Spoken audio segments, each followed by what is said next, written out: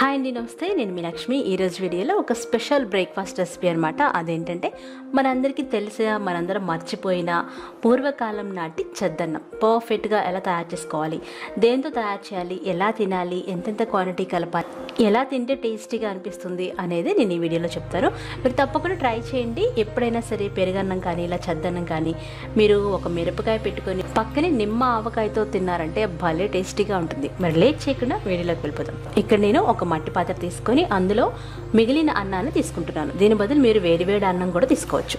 రాత్రి తిన్న తర్వాత మిగిలిన అన్నం అనమాట, లెఫ్ట్ ఓవర్ రైస్.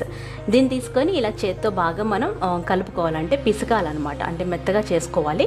ఇప్పుడు అందులో నేను వేడి చేసుకున్న గోరువెచ్చని పాలు 1/2 లీటర్ వరకు తీసుకుంటున్నాను. మీరు కావాలనుకుంటే ఎక్కువ కూడా పోసుకోవచ్చు. చిక్కగా ఉన్న పాలు తీసుకొని మీగడతో సహా వేసేసి ఈ అన్నంలో ఇలా కలుపుకోవాలి. ఈ పాలు కొంచెం గోరువెచ్చగా ఉండాలి. ఇలా బాగా కలిపిన తర్వాత అందులో పక్కన పెట్టుకున్న 4-5 టేబుల్ స్పూన్ల వరకు పెరుగు వేసుకోవాలి. పెరుగు కానీ మజ్జిగ కానీ తోడు వేసుకోవాలన్నమాట. తోడు వేసుకొని ఒకసారి బాగా కలిపేసి అందులోనే ఒక 2 ఉల్లిపాయలు, 4-5 పచ్చిమిరపకాయలు వేసుకోవాలి. పచ్చిమిరపకాయలు ఇలా ఘాట్లు పెట్టి వేశారంటే తోడుకున్నప్పుడు భలే టేస్టీగా ఉంటుందండి. అలాగే నంజుకోవడానికి కూడా చాలా బాగుంటుంది నెక్స్ట్ డేకి అనమాట. ఎందుకంటే ఈ ఉల్లిపాయలు పచ్చిమిరపకాయలు ఈ అన్నంలో ఊరి చాలా టేస్టీగా ఉంటాయి. మూత పెట్టేసి రాత్రంతా ఉంచేసుకోండి, లేదా 8 అవర్స్ మనం ఫర్మెంట్ చేసుకోవాలి. నెక్స్ట్ డే చూడండి ఎంత బాగా ఫర్మెంట్ అయిపోయిందో, పెరుగన్నం రెడీ అయిపోతుంది. దీన్నే చద్దన్నం అని, సల్దన్నం అని అంటారనమాట. చాలా టేస్టీగా ఉంటుంది. పనులు చేసుకునే వాళ్ళు కంపల్సరీ ఈ అన్నం తిని వెళ్తారనమాట, ఒక టిఫిన్ బాక్స్లో తీసుకొని. ఇప్పుడు నెక్స్ట్ డే ఎలా తినాలంటే మనం పెట్టుకున్న ఈ పచ్చిమిరపకాయలు, ఉల్లిపాయలు పక్కకి తీసేసి అందులో కావాల్సిన అన్ని నీళ్లు పోసుకోవచ్చు. అంటే మీ కన్సిస్టెన్సీని బట్టి. కొంతమంది అయితే ఎక్కువ వాటర్ పోసేసి మామూలుగా జావలాగా కూడా తాగుతారు. అన్నంలాగా తినాలనుకుంటే తక్కువ నీళ్ళు పోసుకొని తినొచ్చు. యాక్చువల్గా ఈ చద్దన్నంలో మనం ఉప్పు వేయాల్సిన అవసరం లేదండి. మీరు తినలేము అనుకుంటే 1 టీ స్పూన్ ఉప్పు వేసుకోండి. ఉప్పు వేయకుండా కూడా మనం ఆవకాయ నంచుకొని తినేయచ్చు అనమాట.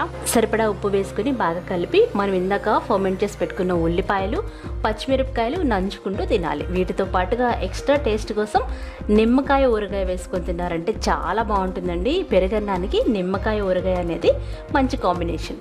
మీరు ఇలా కలుపుకొని నిమ్మ బద్దని కాస్త తెంచుకొని తింటూ మధ్య మధ్యలో పచ్చిమిరపకాయలు కొరుక్కొని తింటూ ఉంటే చాలా టేస్టీగా ఉంటుంది. చాలా బాగా ఎంజాయ్ చేస్తారు.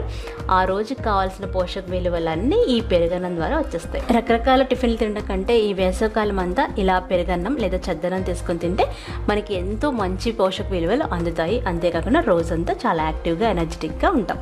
మరెన్నో పోషక విలువలతో కూడిన ఈ పూర్వకాలం బ్రేక్ఫాస్ట్ మీరు ట్రై చేయండి. మీకు ఎలా వచ్చిందో కామెంట్ చేయండి. నచ్చితే లైక్ చేయండి, షేర్ చేయండి. బాయ్.